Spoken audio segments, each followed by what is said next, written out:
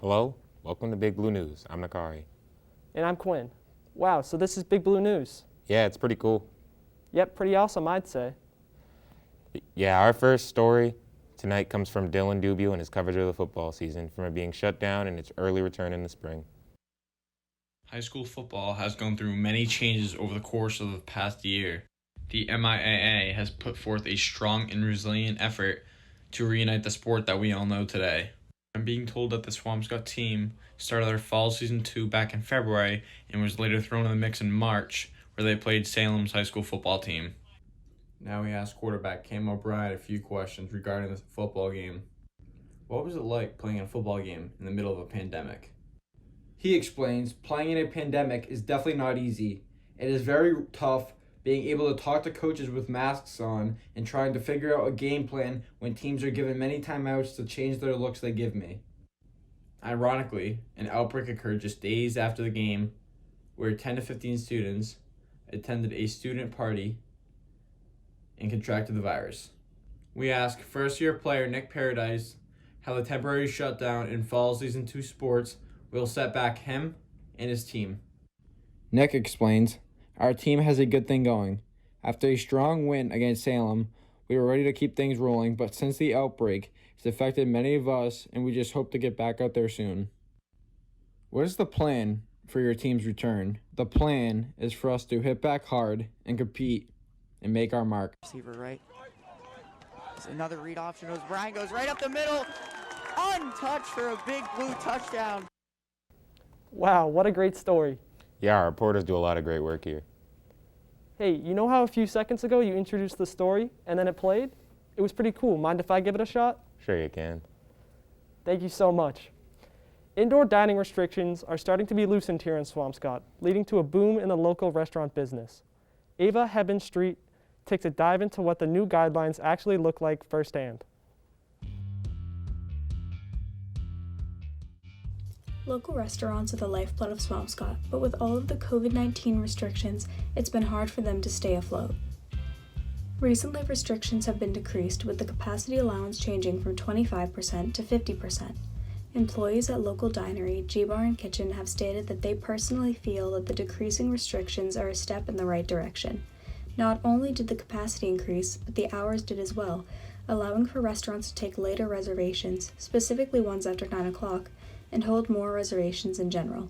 After months of waiting, these eased restrictions on dining are leading us back to normalcy in Swampscott. Yeah, that story was pretty great too. It sure was. You're doing great, Quinn. Thanks, Nakari. But introducing that last story took a lot out of me. Think you could handle this next one? I got it. Well, we've been back in person at SHH for a while now, and while many students are not completely protected from the virus, our teachers have all been getting their second dose of the vaccine. Alan Morales takes a look at what it looks like for our teachers getting shot number 2. As the government takes steps to reopen schools, Swampscott High School fights to do the same as teachers get vaccinated. Swampscott staff are eligible for vaccination, and many teachers have already received at least one dose. I was very lucky because one of the teachers here, Ms. Comparado, worked on getting us appointments. It was at a CVS in Cambridge, and they were very efficient. So it was really, once I got there and found out the hardest thing was finding a place to park in Cambridge. But other than that, it worked out very nice. I think the administration is doing the best they can. They are obviously under strict guidelines. We all want to know what's going to happen before it's going to happen. And sometimes those answers just aren't there. So I think they're doing the right thing. I do think again, who knows, but I'm thinking next fall, things will probably be kind of back to normal. While most teachers have gotten vaccines, many students have yet to receive even their first dose. How are they going to re-enter the building without receiving it? I don't feel exactly unsafe per se, because I know that cleaning staff, for example, are working around the building and people are being safe and stuff for the most part. But it is somewhat concerning that this is happening at the time that it's happening. Not necessarily there's a great danger, but more so that if we just waited a short while longer, at least some of the students could be vaccinated and it'd be much less risk. But we're going back to school, it feels like just a little bit early. While things have been looking favorable, the community still needs to worry about the virus and its variants. A recent incident mid-March has caused the school to shut down for a few weeks, showing that we are not quite out of the woods yet.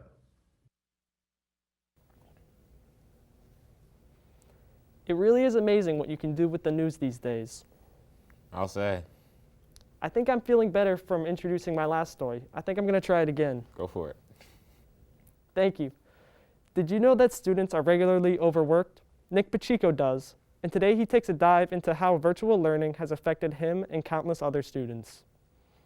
This past year has been a crazy experience for all. From riots to an outbreak of a deadly sickness, the students of the world haven't been able to get a real education. Schools needed to act quickly and do something for their students, which led to many stresses. Students have been smacked with a bunch of work and many changes to their schedule that have affected them emotionally. What is your set routine?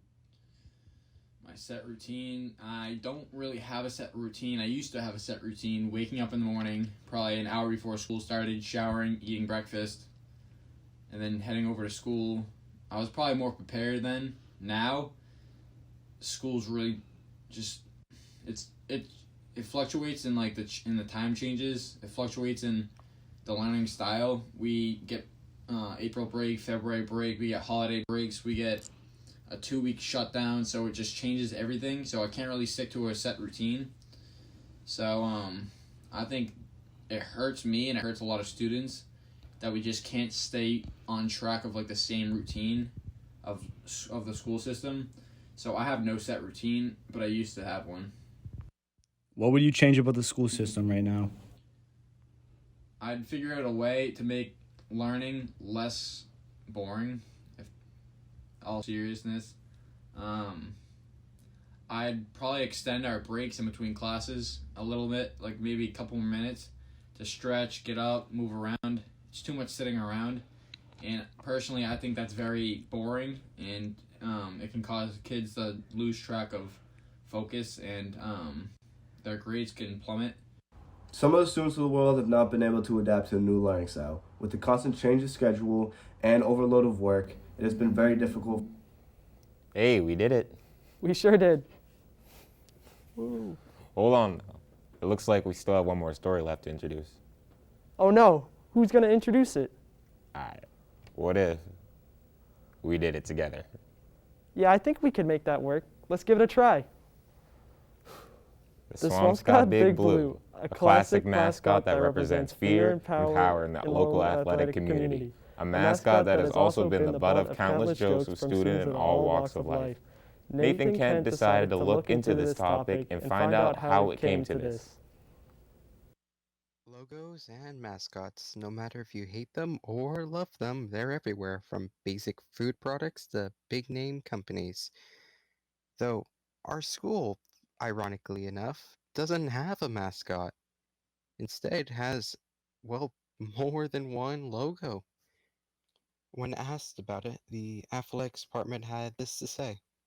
That's a good question. I think, we've had a few in athletics. I think the school has some of their own. I mean, basically we're the Big Blue, which represents the ocean, so it's very hard to kind of do a big picture of an ocean.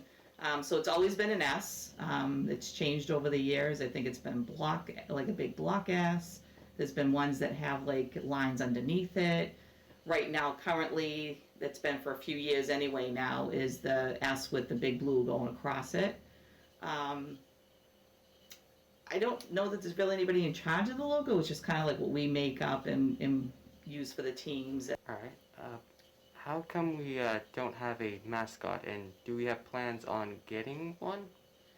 So I know years ago from the history, the Swampscott used to be the Swampscott Sculpins, which was a sculpin was a bottom feeder fish in the ocean, and they were the sculpins for a long. I'm not sure how many years it was, and I want to say, if don't quote me exactly, but I want to say when Stan Bondalevich came in here, he was former athletic director.